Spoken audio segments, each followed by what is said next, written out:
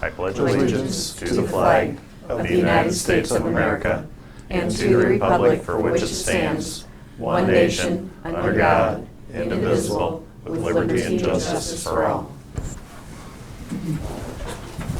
Good morning.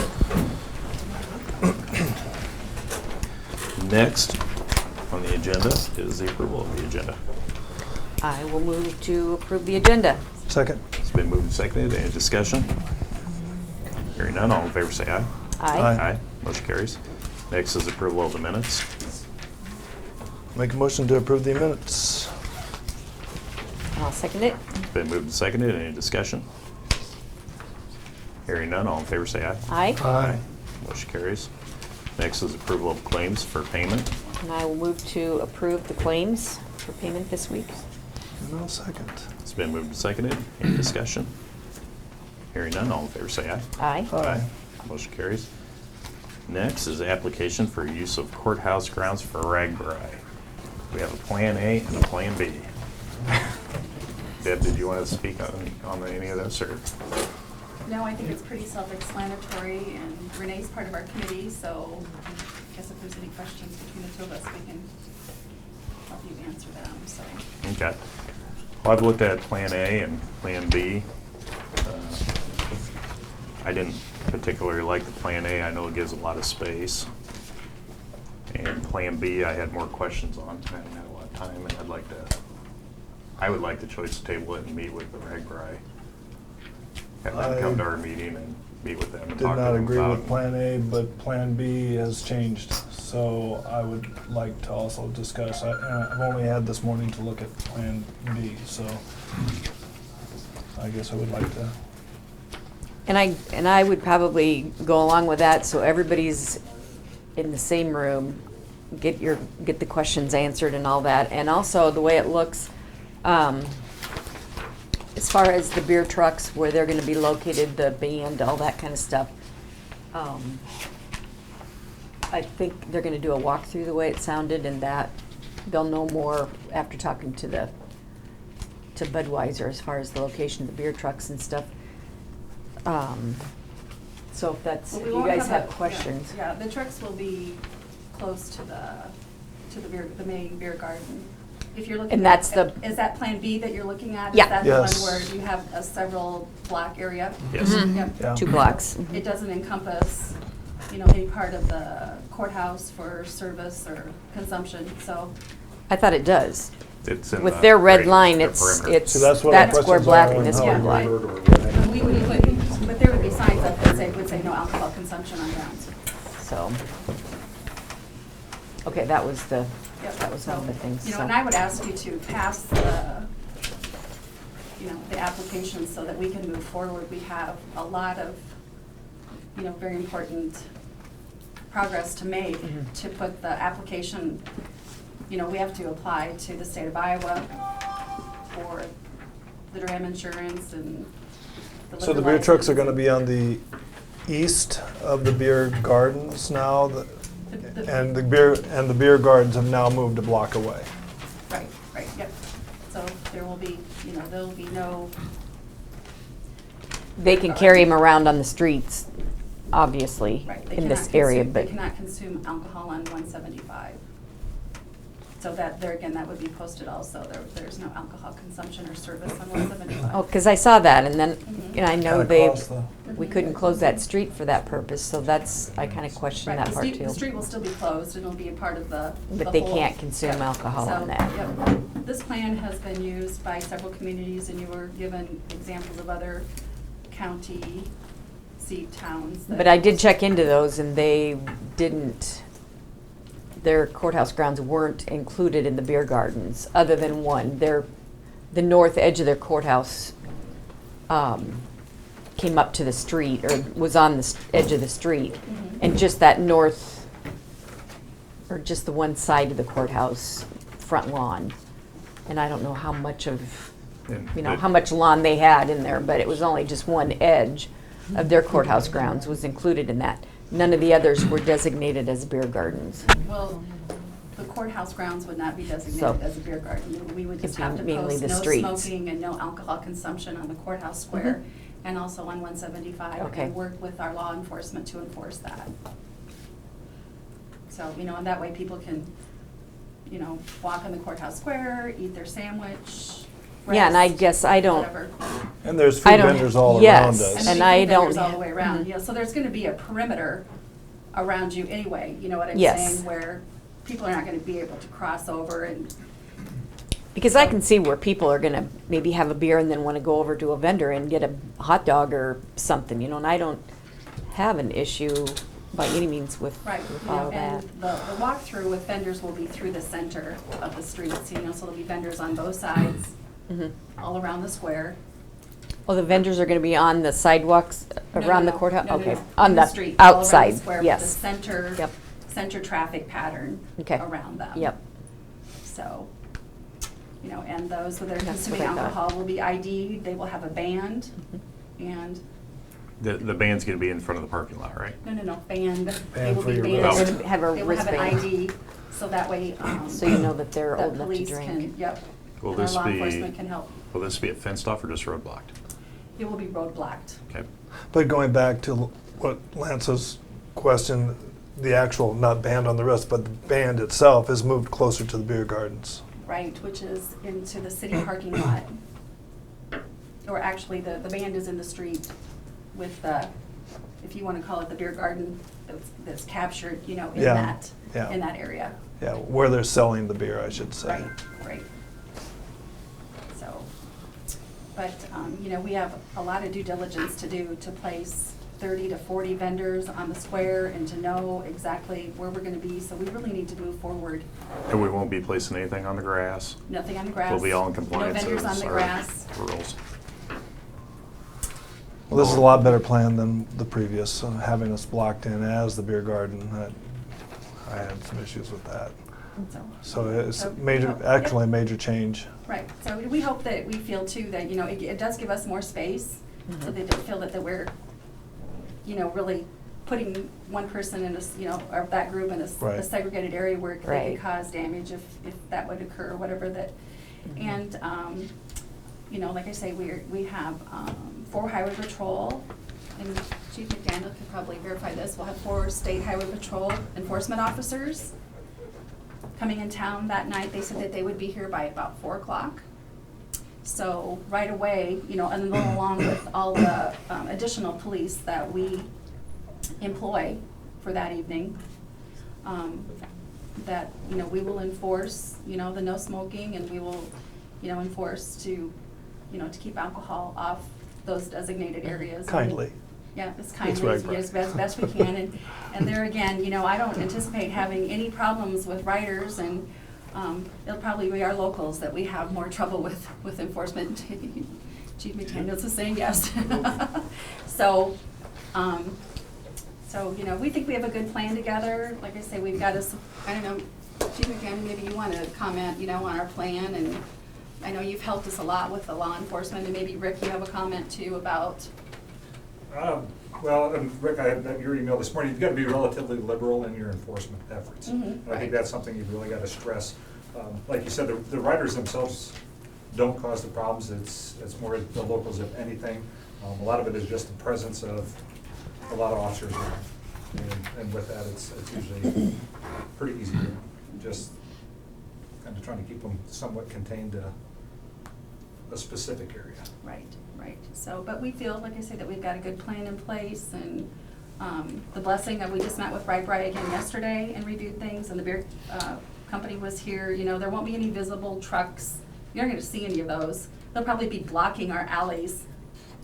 You're not going to see those type of things. We'll keep those tucked in, because we'll have a refrigerated truck and some of those types of things that'll be parked off. So, there won't be, if you feel that something's intrusive or whatever, that you won't see that.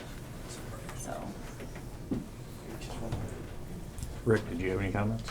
I just, as far as the law enforcement thing, I think Dave's right. I think it's just a common sense approach, and it's not precedent setting just because you let someone, have a beer on a street or a sidewalk during that event doesn't mean that it's going to happen, every night. So I think that, that with the leadership of Dave and others, I think that it will not be a police state here at Eldora, and I think people have fun. And, you know, I think they'll abide by the rules, and I think that Deb and everyone's doing a good job with this big undertaking.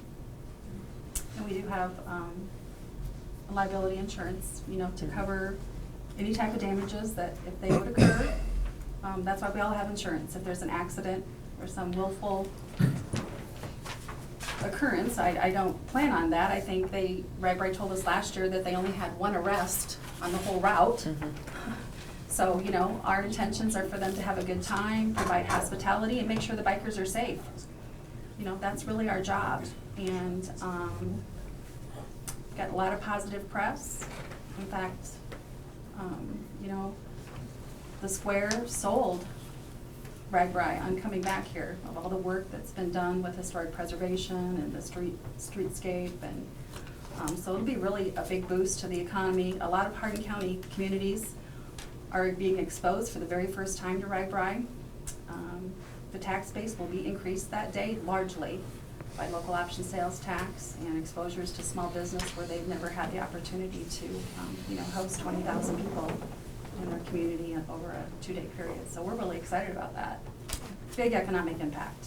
So a whole slew of celebrities are already adding to the list. So they're already asking about golfing, and so lots of positive things that go with that ride and visibility to our great county. So we're excited.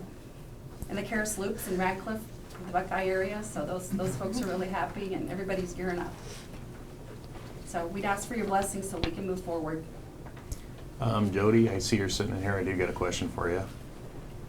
Is there anything that we're gonna have to do the courthouse grounds if we go ahead with this plan? I don't think so. We will provide all the signage. You know, Okay. there's nothing that you need to print. There'll probably be a small stake type signage with, you know, the other barricades too, that, like on 175 and stuff, that will say no alcohol consumption beyond this point and stuff, so. Is there anything we should be worried about, aware of, or anything else? So this is just basically foot traffic on the square itself then? Yes. Yeah. I have no problem at all with that, so. And I thank you for going back to the drawing board from Plan A to Plan B. This Sure. is a lot more palatable. Sure, sure. So you I think guys you're have gonna be your really happy answers with some today of then, or? our plans and some added excitement to the downtown. It would be some good. talent and different things that It are could. gonna happen, so. Okay. And thank you for Plan B, because I didn't like Plan A at all. Okay, well, that's fine. That's why you always put a couple plans together, so we'll make it I work. just thought that was a lot of people in one square block. So. And that, especially after listening to Dave at one of the RagBri meetings, that you can't contain them in a square block. Right. And we do have event insurance also, if the event would get rained out. You know, we have insurance, you know, to cover our losses if we can't fund the event, because hosting the beer garden helps pay for all those expenses. Oh, yeah. It's where your revenue is. Yeah, and, you know, Renee gets to sit in on here about some of the expenses of hiring police and, you know, so, you know, that's how it works. So, and there's no other license. I had a so. problem with condoning alcohol in the courthouse grounds. Broke Sure. more That's than a fine. few policies. And that's still gonna happen, being a block away, and there's still gonna be some up here. I don't have a problem with that, I just didn't want the courthouse yard Fenced being a in, beer garden, has- designated beer garden. Yeah. Yep. That was my biggest concern. I don't have any problem with people walking out here, if they have a beer in their hand, that's fine. Just, I didn't want it to be the beer garden. You put the work into this, you want to And we'll make have a more. cleanup crew, Sure. you know, Right. follow-up day to help. Last time they come through the courthouse, the grounds looked magnificent when it was all said and done. And I expect the same this time, I'm sure it will be. Thanks. All right. So you both have all your questions answered then? I mean, We just probably rather need than a- meeting with the And you're RagBri committee? welcome to meet the next time they're here, you know, if you want to do the walkthrough so you can find out more, you know, that's Well, there might be perfectly something that fine, we but- need with the insurance side, I mean, other than that. Sure, and we can provide you with whatever documentation That you we need need. to support that. Yeah, Okay. that would be fine, yep. Then I'm fine. Okay, well then you got your questions answered, okay. Then I'll make the motion to approve the application for use of the courthouse grounds for Ragbri. For Plan B. Yeah. For Plan B, yeah. I didn't even keep Plan A. I'll second that. Right.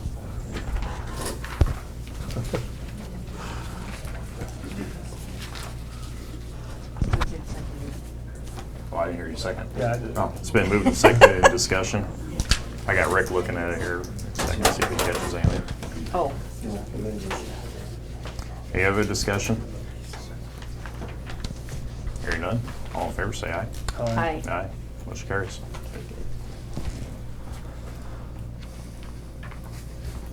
Next is community service report. Lynn. Prepared a written report here, a brief one, and just had a couple issues we wanted to talk to you today, and Mary Swartz is here, who is our mental health advocate. But the first thing I wanted to report on was the telehealth, which we discussed last month, and I made you aware of that, and of course Ron's familiar with that because he's on our regional board. But we did meet with both the county jail and the hospital. Dave and Nick were there for that meeting, and I think everything's a go with that, and I think we're looking at May to start that with the jail.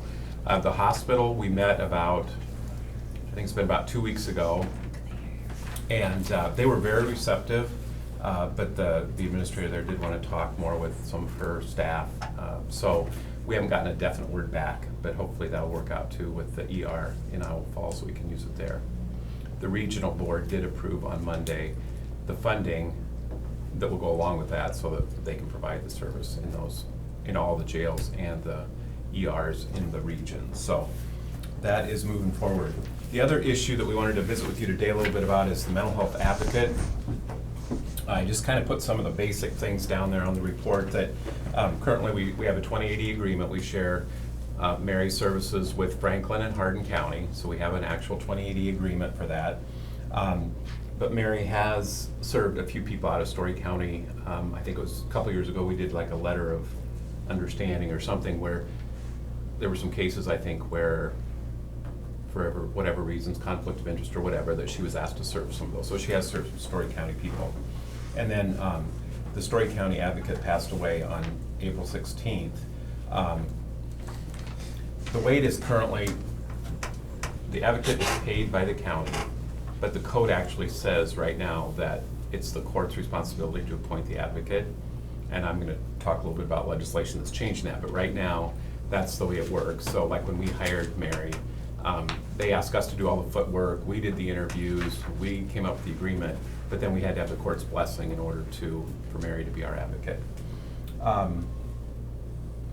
So Story County has approached Hardin County about Mary also taking on the Story County, at least in an interim basis, for the rest of this fiscal year to serve as their advocate. Like I said, the legislation that's coming up, and it's House File 468, which I attached a copy of that to your report, just so you can look through it. It'll change that process so that basically the advocate will be considered a county employee. They will follow the county personnel policies just like other employees, where it's kind of a hybrid now where we pay the salary, but technically right now the advocates are supposed to, I guess, the court would be technically your supervisor. Right, technically. But there's not, a lot of that goes on, really, I don't think. So it's kind of like the advocates are out there kind of on their own. But Mary works really well with our department, and we almost treat her like a regular employee, but technically it's the court that would have the responsibility. But that will be changing. So over the next 2 months, our region is going to be looking at longer term, what we look at for the whole region as far as advocates. There's some rules that'll be written, state rules that'll be written regarding job descriptions and some other things that'll be required. But in the meantime, they would like to have Mary serve as their advocate. So I did send them our 2080 agreement, and they referred that to their county attorney to look at. And if we do that, then she would take on that additional responsibility of Story County, which would mean that she probably would need some additional time. She would still be part-time, but I think when we set this up and she split out the social work time and the advocate time, you know, we had set definite hours, and I think in our current 2080, it says 15 hours for advocate, and I think we approved up to 20 hours for social work. That might get flip-flopped, so we might have to, you know, originally to work through all those new cases that she'll take on, she may have to work 20 or, you know, even maybe 30 hours a week on advocate stuff, which means the social work part will kind of take the back seat at least for a while. And then hopefully by July 1st, the region will have a plan, and we will know then, by then, what we're gonna do more permanent. And hopefully, you know, Mary would continue in Story County, which I would think probably would happen, but we won't know that definitely until that's done. So I guess there's really no official action you would need to take today, other than to, if you're okay or endorse that we move forward, at least with talking with them, and then we would bring that revised 2080 agreement back to you guys, or some kind of agreement to sign if she does go ahead and become the interim advocate for Story. I have no problem with it. I don't know. Good. So do you have anything you want to add? Because I figured you might have some questions, so I said, Mary, come along so that you can answer them, because I don't know if I can. Questions or No. I but did it's- talk with Kelly because, you know, there's the whole thing with, if they're over so many hours, you have to Right. offer insurance, but we kind of decided it's based on an average per month for a whole year. Yes. So even if she works more than that number of hours for a few months, it could be even that by the end of the year, she won't be over that, so. And if she is, you know, you'd probably have to offer it. And it's regional funds that's paying for it, so. Thank you. Thank you. Have Anything our else for us? blessings. So we'll just go ahead and we'll get to you whatever we get back from them as far as the 2080 to look at it. And I would expect that hopefully by next week, because, you know, they've been now without an advocate for, it'll be a couple weeks here very soon, so. Okay. Well, I wouldn't share her if I had my choice, because she's very good. I I'm just know, telling you, I she know. really does a nice job. I know. I don't want to say it's thankless, but it's a tough job. You're just dealing with people that are having some real issues, and she does a really good job. We work with her on a regular basis, and we really appreciate what she does. So you're saying we don't want her to take this? Why would I just have her 100% here? But I understand that she's in demand, and that says a lot for what she does. Do you think it'd reflect on what you do here? Well, it certainly helps us. Yeah. She does a good job, so it makes us look good. So yeah, she does a good job. Well, thank you. Thanks for the comment too, Rick. Next, we have Blue Cross Blue Shield insurance renewals. And that's this packet.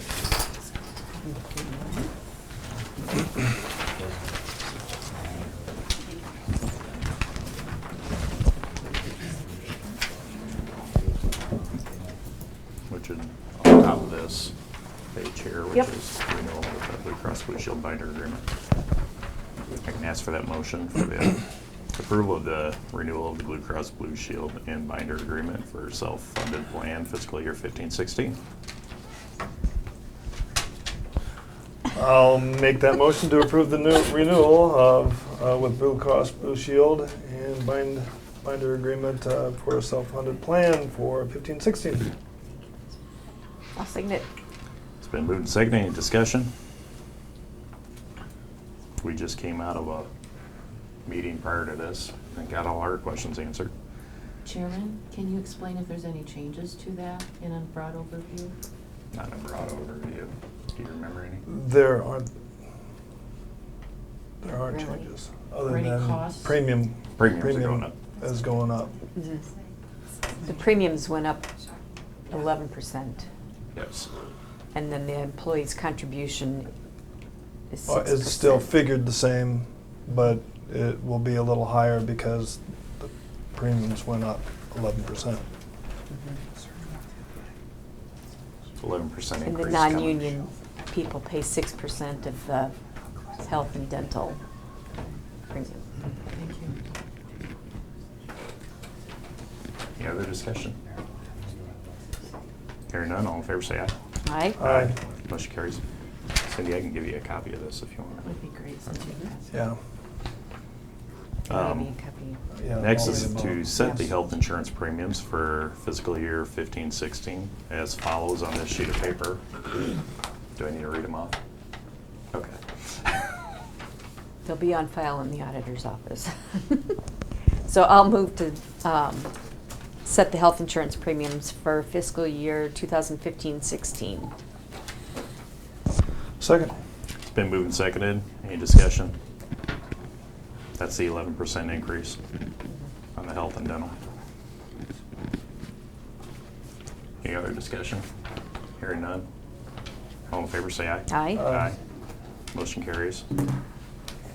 And next is to set the non-union employee insurance contribution rates to correspond with the union rates as follows, which a single plan would be $33.48 on the Blue Advantage plan. A two-person would be $63.71. A family plan would be $101.76. On the Alliance Select plan will be $86.24. Two-person would be $164.35, and a family plan would be $262.17 would be their contribution. Thanks for reading through those, Lance. I'll make a motion to set the union employee insurance contribution rates to correspond to union rates as Lance just read. I'll second it. Are you guys gonna be sending that out to employees, or will it be in our paychecks, or, Hang on a sec. It's been moved and seconded. Any discussion? sorry? Just Um, excited to ask. We can have Kelly send them out, these rates. Yeah, I think it would be a good idea. And this is just the health and dental. It's not the life insurance increase. Yeah, life insurance didn't Well, go that's up. all part of it, but And they don't pay, employees don't pay towards the life insurance anyway. So, It begins July 1. yes. Yes. Except for you, Lori. I'm special, right? You bet. Any other discussion? Hearing none, all in favor say aye. Aye. Aye, motion carries. You need that paper.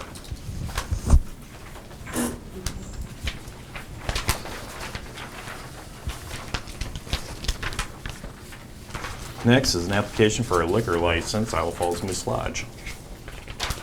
I will move to approve the Class A liquor license for the Iowa Falls Lodge, or the Moose Lodge.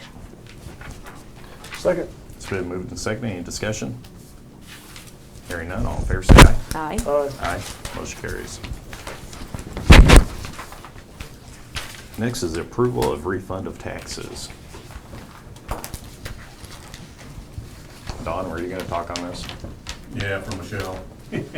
This is a billboard that was removed down by Hubbard. It was from Lamar advertisement.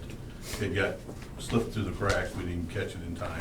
They removed it several years back, and we just didn't get it off tax roll. Usually we try to catch them and get to abate it, but we didn't get it abated. They paid the taxes first, and then told us about it, and so then we have to refund the money. I think the refund was about $380. I think we got a refund back. Okay. Is that for 2 years? No, one, So she's only gonna refund the 1 year? yeah. She must have found out The she other couldn't one, do the other one. We abated it the year before, but missed it the second year. When anything in my office takes 2 years to get it off. Because, So, approximately. And actually, this was missed 4 years. but the $308 that's not for this current taxes It they're was paying, that was for last year. 2013. Yeah. Which is payable, they're just finished paying taxes on 2013. Okay, 'cause I have to look at it that way. Okay. It's 2014, 2015 taxes. Okay. I guess I would move to abate those taxes or whatever and refund those to Lamar Advertising of Waterloo. Second. It's been moved and seconded. Any discussion?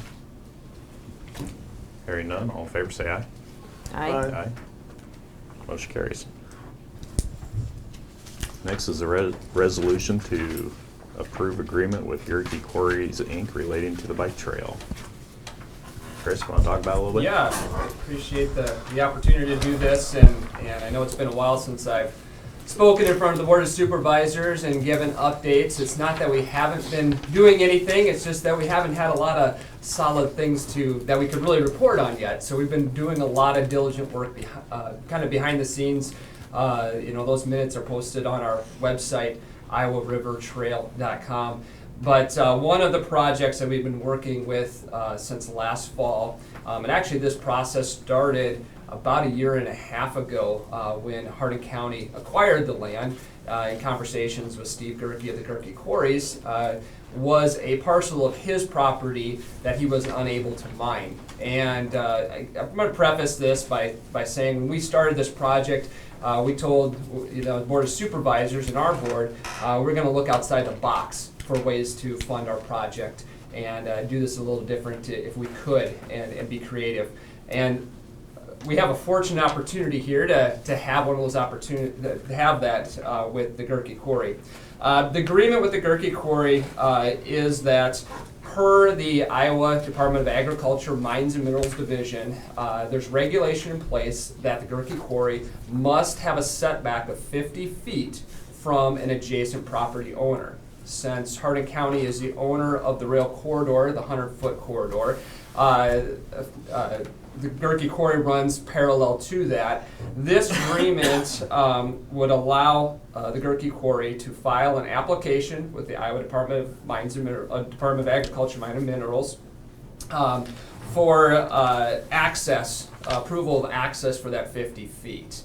So that's the main point of what we're asking the supervisors to sign off on. In doing that, the Gerke Quarry has agreed to the following. Because our corridor would need to be changed and adjusted, we're allowing the Gerke Quarry to do the work to move our rail bed, which is in the middle of that 100 feet, to the western 20 feet of our 100-foot corridor, in order to him to be compliant with the Department of Agriculture and their slope measures and regulations that he needs to be in place with.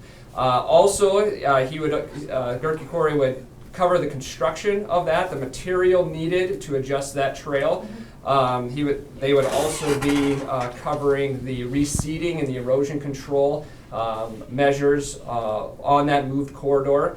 He would also be covering the cost of the engineering and surveying to do this. So one aspect of a rail-banked corridor is that we have to be able, if down the road, train or other, transportation would come in to maintain that corridor in a way that they could move it. So we can't have a 90-degree bend in this corridor. So we have to do this to spec, where if a train came in, they could set their rails up and not have major construction costs. From a liability standpoint, we're covering that in that the Gerke Quarry will cover the cost of a chain link fence, minimum of 6 foot in height, approximately 1,000 feet along that corridor. That covers our liability per our property and casualty company's verification. He will also add measures per the Iowa Department of Agriculture of other obstructions that's needed for quarries.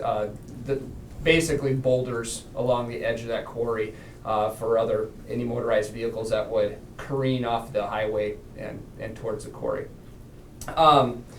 The maintenance on the fence would be on county property. It would become our property.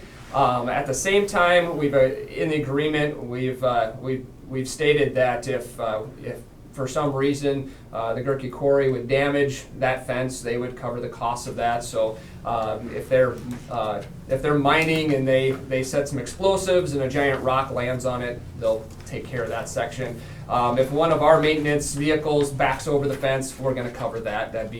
That's our responsibility and our coverage. The last part of this is that the Gerke Quarry has agreed to donate along with those other costs that they're incurring to do this, $100,000 to our project, which is a very substantial amount, and we're very happy and pleased that the Gerke Quarry and Steve Gerke was willing to do that as well.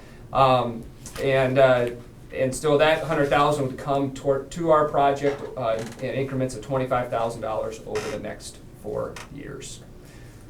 So, I guess the overall, scope of this is that, again, we're thinking outside the box. This kind of kicks off our fundraising effort this year, and it's a heck of a kickoff. This is, in terms of amount, one of the largest donations to a trail project in Iowa to date. So we're really pleased that we have great neighbors. We wanted to be good neighbors as well. Just shows I hope the communities and the constituents in Hardin County that we're willing to work and be creative and to coordinate with them as we go along in this project. Questions on that agreement? Just the one thing, you're moving the trail over, but you're pushing it towards the county property, which is the ditch in the road, that direction, which we have a quite a wide ditch anyway. Yes. Right there. Yep, and the engineering firm that we've been working with the whole process has been Snyder and Associates. They've been in part of these conversations. They would be the contracted engineering firm who's very familiar with our project and would be drawing up and working along with Hardin County Engineer's Office to make sure drainage and other aspects would be taken care of. And part of the agreement is to allow the Gerke Quarry or Gerke Construction to be able to access Hardin County property, be able to fit within those project plans. Does that help answer your question on how that's going to be addressed? Okay. Anybody got any questions or comments? That was I think step by step with you, Chris, and I appreciate you being the chair. You put a lot of work into this. Thanks. I Thanks. think Well, it's not just me. We've got a great board behind us, a lot of hard work Yes. behind the scenes, volunteer work, and so it's been a very rewarding project. We're excited for this. Is going to be a big year for the project over the next year and a half here as momentum really starts to build on things. No, I think it's a good plan. I think it's a generous offer from Gerke's as well. Yes. Yes, we agree. We agree. Any other comments? Thanks to both parties. Rick, you were involved too, so thank you. I think it's a great agreement. Yeah. Since I Yeah. drafted it. It is. But no, Did well. No, there was a lot of work put into that to make sure it works out, because I think it's important to note that what the county is going to do is the county's going to grant him an easement that allows him to use a portion of the river of the railroad bed as his setback, and correct. And In a way, yeah, Right. and not necessarily an easement. It's really his property. It's just the regulations of the 50 state of feet. Iowa that he. Well, can't, it's his property, Yeah, correct. Yeah, What we're just, he has now is he has a zone that he can't mine. Yes. So Yeah. he needs to find another zone to take that place. So Right. that's what we're doing in We're allowing him exchange, to in mine it. exchange for that. Yeah. And then also an easement across the path. Yeah, I guess that was that's part of the agreement I didn't touch on. There would be an additional easement that we're going to give to the Gerke Quarry. There's some, because of the drainage in that area during high waters, like the last couple of years, there could be a situation where the Gerke Quarry could not access the quarry, so we're granting him an access on the south side. There's a bridge along our rail corridor so that they can get in and out of there. And those details will be down the road and in terms of helping cover some of the costs. That'll be a new easement. That's kind of the second part, and the next part of our agenda item here is talking about easements. So that would be a new easement, fall under the guidelines that we're still working on and how that would be taken care of. So. But it's a 4-year, it's a contribution that can be paid over 4 years. We paid by June 1, Yeah. $25,000 will be the first payment. That'll be paid by the first issue. Yep. I'll make a motion to approve the agreement with Gerke Quarries relating to the bike trail. I'll second it. It's been moved and seconded. Any discussion? I would just like to agree with everybody else that it's a great offer from Gerke's, and it, like you said, it shows that we can, or that the trail can work with everybody that's along there, and it's a great opportunity for our county. Yep. So, and I hope you have something, and I think the way Ron has talked, you've made plans to have something at Ragbri. Correct. Letting all those people know that this is going to be something that's going to be coming through Hardin and Marshall counties in the future. Yep, this agreement and with Turkey Quarry, we feel kicks off our fundraising. Mhm. That's going to be that's a big focus of what we're doing this year. We're blessed to have Ragbri coming through. It'd be really neat to have a trail that they could really, but Yeah. we've got it in a rough form, and we're going to take advantage of that as best we could, and letting a group of folks that will be potential users of that Right. trail know about it, Uh-huh. and hope to leverage them in fundraising as well. So yeah, we're really kicking off things here this year. Along with that, the other updates, I can cover them now, or we can go on to the next one, but I'm in the middle of a motion. that's Yeah. fine. Yep. So, Hey, you have any Okay. discussion? Hearing none, roll call. Ron, Aye. Renee, aye. Lance. Aye. Motion carries.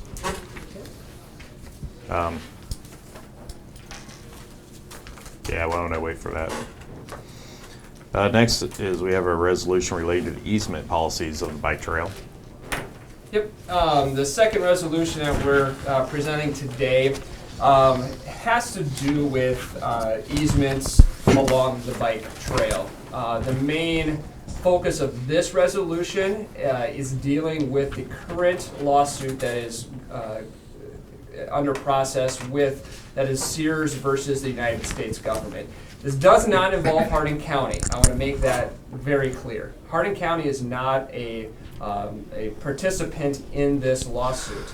Because of the Trails Act and the subsequent acts that have been put in place to allow jurisdictions like Hardin County to own a rail corridor, there is a class action case being, in the process with the United States of America. So that is the route, and that is the way that landowners were able to bring suit against this type of situation. So with that, a couple things are different, and I'm not going to speak directly to the case because that is to be litigated or settled most likely at the end of this year. But there's pieces within that case that we are preparing for per our conversations with the United States Department of Justice. And I'm going to make one thing, kind of back up and make one thing clear, is maybe some of the rumors out there. One thing that, the Trail Act and this rail corridor did not do, and is not an eminent domain issue. I continue to hear that this is eminent domain, Hardin County took this land. That is not the case. Eminent domain is, the basics of that is that was private property that, the government or entity would come in and take. This was a rail corridor. This was not a private property owned by the individuals adjacent to the property. The basics of this case going forward in the class action is that Iowa law states once rail corridor or rail is abandoned, that those titles deeds would revert back to the property owners. Where the Rail Act came in at a federal level and overrode Iowa law and said, no, those stay intact if these certain measures are in place, and we follow those within Hardin County to maintain that corridor. What is being litigated now is as a new piece that these class action cases have added to that, and that even though the corridor and the Trails Act overrode Iowa law in not allowing those deeds and titles to transfer, when those easement titles transfer, they are now claiming that any historical access and any historical easements that were in place are also dissolved because of the Rail Act. We did not agree with that, but we did not have official policy in place at the time that the lawsuit was filed, because it was in our infancy of this project. As we're putting together the foundation pieces, easement policy was something that was not fully formed at that time. We had since said that we would honor historical easements and accesses, and that's per Iowa code, that we had no problem with that. We would not deny a landowner access and a historical access to an adjacent property owner, but the Sears versus United States is claiming that we have or could in the future. So in order to, with our cooperation with the United States Department of Justice, part of the settlement will be setting up a process for those landowners within that lawsuit only to be able to have legal easements. And that settlement that the United States government is coming to the table with is a cost of $5,000 per easement that they will pay to those landowners for that purpose. That will be clearly stated within that settlement. Now, granted, that all has to go through, be approved by the judge, but on the backside, we're preparing this resolution to be in a position to coordinate with that settlement agreement. There are landowners outside of that lawsuit, outside of that court case. These are just the 13 involved in that. Some are here in Hardin County, some are in Marshalltown jurisdiction. But and this easement does not, or this easement policy does not, coordinate or does not pertain to those individuals outside of that court case that have historical easements. And I want to make it and state it that we are not denying those folks. And we are in the process of putting together a policy for easements. Some of it involved are the group number one, those involved in the lawsuit, and this is again, a resolution that states that we would grant them an easement for no more than $5,000 or per the settlement of the Sears versus And United it's States. just pass-through money. Pass-through money. Yeah, They it's- get it, it's they no pass cost it to on. them. Yep, it'll Correct. be clearly stated in that settlement what that money would go towards. So that covers all the costs to Hardin County and all of that. The second group of individuals are those landowners that have historical access. We're not going to deny those, and we're going to work on a way that we can grant them those easements at no cost to them or little cost to them, and because our goal here is not to incentivize our constituents to litigate. We don't want to say, hey, this is the way you get something out of it. We want to take care of those landowners that were not part of this lawsuit, and do it in the right manner. And then the third part of our outline or guidelines, and not part of this resolution but future guidelines, would be those that want to do new easements, because those fall into a whole different category. If someone wants a new path from one through our trail, that there would be some costs to do that, and to cover the costs of engineering and other things. But historical access, we will honor. So that's the gist of it. I guess I know it's a lot, but I wanted to have some of that background in there too, and cover some of the rumors that may be associated with this. So according to the previous resolution we did, you're gonna charge $100,000 for that access, right? No. And again, for those outside of that lawsuit, the costs of setting up an easement, we're exploring what those would be, and hopefully they're so minimal that we would cover those within, our budget and our building process to grant those. So, we're really, this is not a way for us to punish our neighbors, and again, it goes back to us being good neighbors. However, because of the 13 and that are involved in this, again, we're not a part of that. We're just setting the stage for whatever comes out of that. It is kind of exciting in that because this is a new piece to these class action suits. The reason that the United States Department of Justice came to us is that this is really the first time this has been added to these. And what it would set as a stage for these in future cases, not just in Iowa, in other states to be added, The claims here are for millions and millions of dollars in damages to the United States government. This is a way for the United States government to settle with landowners, give them what they feel that they want is an actual legal easement for a very low cost, to cover those costs for the jurisdictions that take on these type of projects, as well as save the United States government millions of dollars in the future. We would, depending on how this case is settled, we would be the poster child for future projects. And I mean, it's, it's a nice little pat on the back, but it's kind of a neat that here in Hardin County, Iowa, we're in a position to say that we'd be, the shining example of how we saved the United States government a lot of money and took care of landowners in the process. So. Any questions? No, but there was a lot of information involved with this resolution, and Yeah. you did rather well. Well, So and I thank you. would Thank you. have if folks We have. participated in one of the longest conference calls in I know. my life. Yes, yes. Usually when, as I a, thought I could talk. I don't think I ever took a breath. You was rocking. Oh, you're involved in that I was too, weren't there.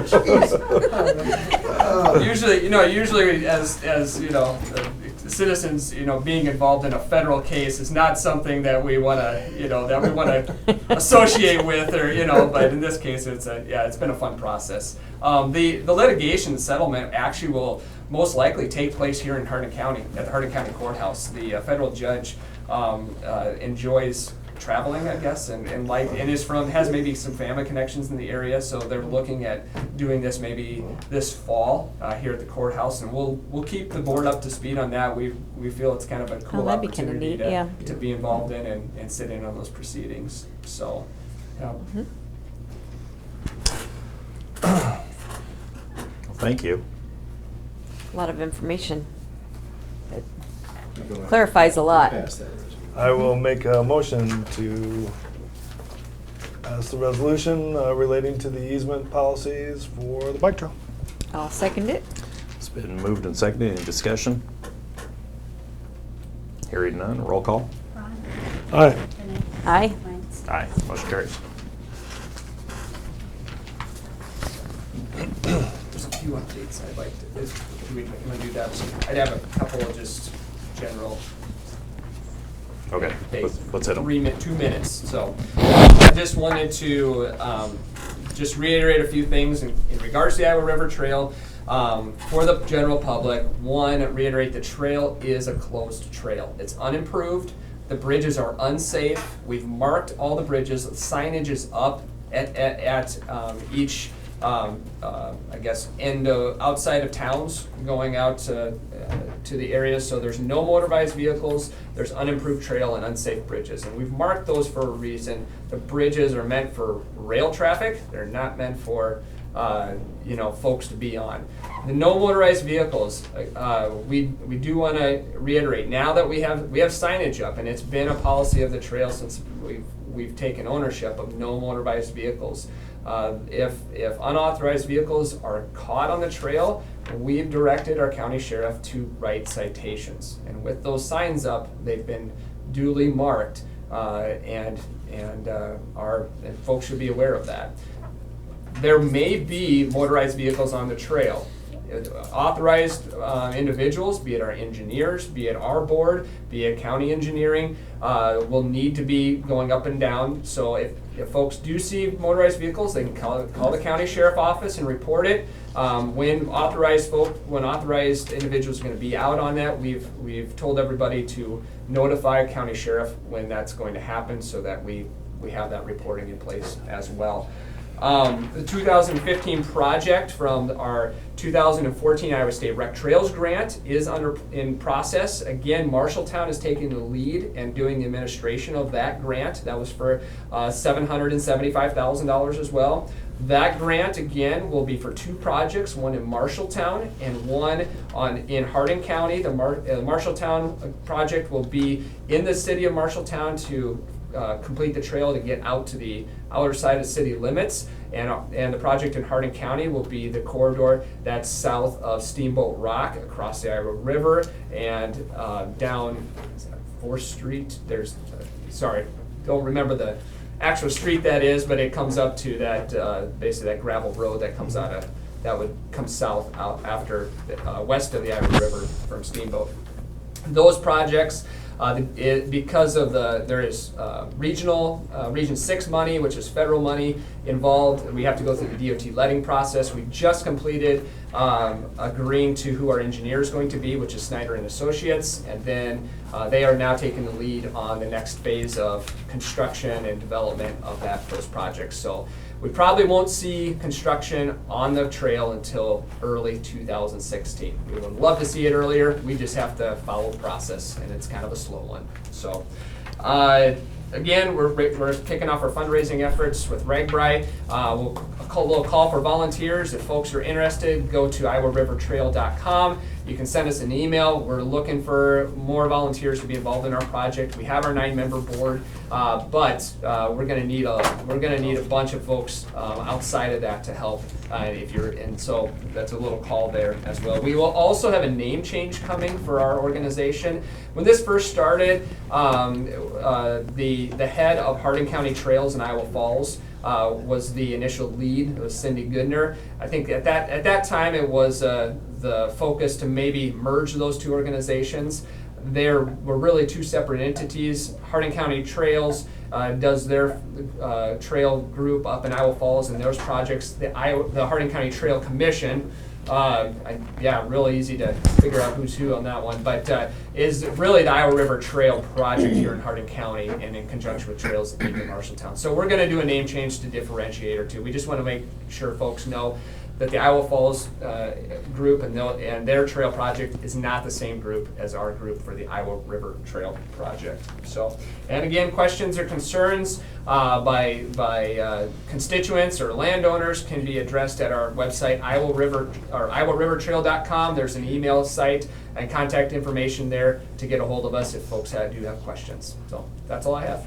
Thank you, guys. Thank you. And I do know, Chris, I did get a call last week from someone wanting to use, and they've explained the difference between four-wheelers and ATVs and whatever to me, and I don't remember. But anyway, from that group up around Steamboat Rock that is really interested in being able to use the trail. Sure. And so I do know that there are those people out there. And yep, and we know that there's interest in that, and we're trying to address that in the best way we can.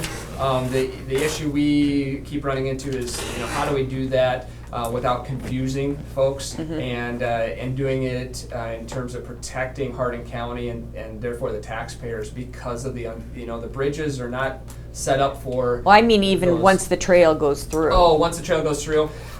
Being that's a joint project, I think at this time, that UTV, ATV use on the trail, once we complete it, will not be a part of that.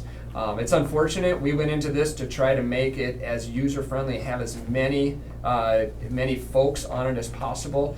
Unfortunately, we run into with recreation, bikers, walkers, and non-motorized and motorized vehicles at the same time. Really become an issue. The other thing we do run into potentially, we have not had any federal rec trail grants yet. The federal rec trail, as far as I'm aware of, UTV, ATV uses with those dollars is limited to. Not that it can't be open down the road, because snowmobile was a part of that, and that was recently taken off the list. And that is part of our project, is have a multi-use trail with snowmobile and motorized snowmobile use in the winter time. And that was mainly for trying to make this a 365 trail. So we're trying to address it's that and equestrian. I know we've got a lot of folks that would love to use this, and we see that too. It's just in what's the most economically beneficial way possible. By gaining some others, what's the gain loss on all sides, depending on how you structure this. So I'll just direct you to the website. Choose your grants. We'll do our best. Yep, we'll do our best. If you restrict something, it really puts you in a bind. It can maybe in the short term. Part of this too is that we need the funding, and we'll do our due diligence on all of our funding avenues, and the other thing that we do run into is that it's a joint trail, and coordinating efforts across county lines and And, you know, larger metropolitan areas, you know, we're probably a little more set up for more motorized usage out here versus, you know, a town like Marshalltown too. So, you know, it's something that we do have to coordinate with our partners. Yeah. Thanks though for addressing that, Renee. Thank you guys for all the time, appreciate it. Thank you. Thank you, Chris. Next, we have is a resolution setting time and date for the public hearing on road vacation, Pleasant Ridge Edition in Garden City. I would move to set the date and time as May 27th at 10:02 for the public hearing on the proposed road vacation in Garden City. I'll second that. It's been moved and seconded. Any discussion? Hearing none, roll call. Renee? Aye. Ron? Aye. Lance? Aye, motion carries. Utility permit, secondary roads. No utility permits. Any road reports? They're good and bad. Depends where you're at. So the roads are starting to heal, so, you know, carry a lot of extra traffic because of the bridge closings up there, so, but they're healing now, and we went ahead and did some dust control yesterday with our vehicle, so.